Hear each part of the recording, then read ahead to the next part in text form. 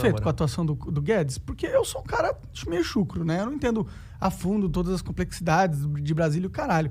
Mas eu não sinto que a economia tá indo de vento em polpa, tá ligado? Mas peraí, Monark, cara... Tem a pandemia e tal.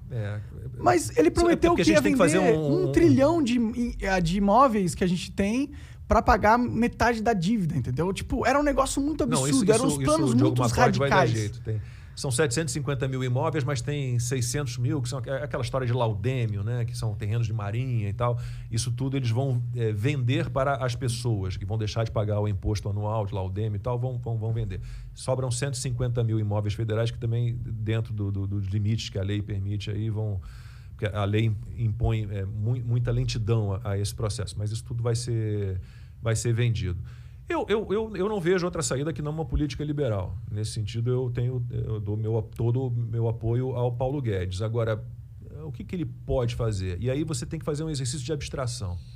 Como estaríamos hoje economicamente se não fosse o coronavírus? Cara, a gente estaria bem. Será? Isso é muito aquela história lá de Minority Report. O que a gente está vivendo agora é o resultado da economia, a gente vê depois. Desculpa, mas isso essa cadeia de produção que foi quebrada. Você não tem componentes básicos para indústrias. E você tem demanda, mas você não tem oferta. Inflação. Não tem como. Não tem como. Desemprego. A gente estava reduzindo o desemprego. Aliás, a gente está reduzindo. Esse ano foram gerados 2 milhões de empregos, já, apesar de tudo. Mas se você não tem o coronavírus no meio do caminho, cara, o Brasil estava bem. Eu tenho certeza absoluta disso. Então, eu acho que não, sabe por quê? Porque não adianta o Brasil. O Brasil não vai estar bem, porque o Brasil é um paciente em estado terminal.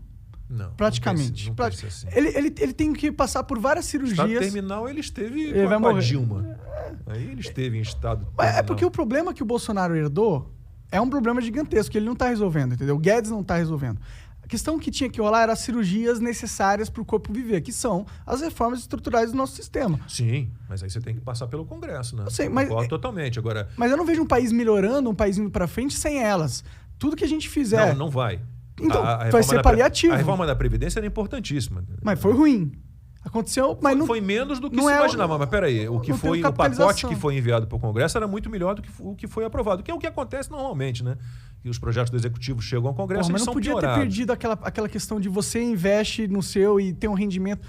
Porque a capitalização. A capitalização era a alma do negócio. Monark, não adianta você ter um negócio sem a alma dele, entendeu? Michel Temer fez uma mini reforma trabalhista. Poderia ter sido uma reforma trabalhista muito maior? Poderia. Mas, cara, é aquela história. Política é a arte do possível. Então, mas de qualquer forma, a gente não pode olhar para esse governo e falar que é um governo conquistador de grandes coisas. Eu não acho que seja. Olha, a reforma da Previdência estavam tentando fazer há 30 anos. Né? Mesmo que não tenha sido a ideal, ela foi feita. Liberdade econômica, o Brasil melhorou muito no ranking de liberdade econômica, né? De facilidade para desenvolver negócios, né? Então, MP da liberdade econômica, marco do saneamento básico. Quanto tempo a gente esperou para ter autorização para empresas privadas investirem em saneamento básico?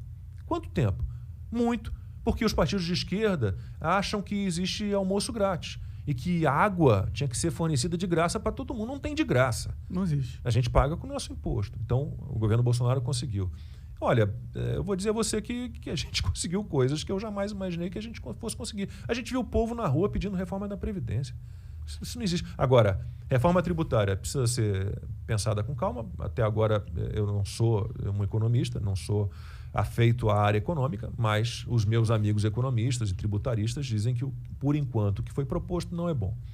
Reforma administrativa, acho básico que saia o mais urgentemente possível. Reforma eleitoral? A reforma eleitoral seria maravilhosa também, mas acho que a administrativa é a mais importante. Assim, outro ganho do governo Bolsonaro. O governo Bolsonaro é o primeiro, agora já não sei mais de quantos anos, mas há muitos anos a gente não tinha um governo que diminuísse gasto público. O governo Bolsonaro tem diminuído, né? Esse ano, eu estava até falando sobre isso outro dia no meu programa. De um mês para o outro, 60 mil. Está diminuindo. Então, as pessoas se aposentam no serviço público, não são recolocadas. Está informatizando todos os serviços. Né? Tá diminuindo burocracia.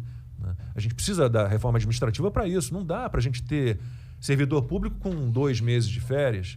Né? Sendo promovido porque completou 5 anos de serviço público, 10 anos de serviço público, não por mérito, né? Então, a reforma administrativa eu acho que tem que sair o mais rapidamente possível, não dá para esperar. E a tributária, enquanto não houver consenso, né, de que ela é boa, de que vai simplificar o pagamento de impostos, que as pessoas vão poder talvez pagar um pouco menos, ter um pouquinho mais de benefício, enquanto a gente não chegar a essa fórmula mágica, eu acho que ela pode esperar, né? Então, por enquanto, ninguém acertou na reforma tributária, pelo que dizem meus amigos economistas e tributaristas.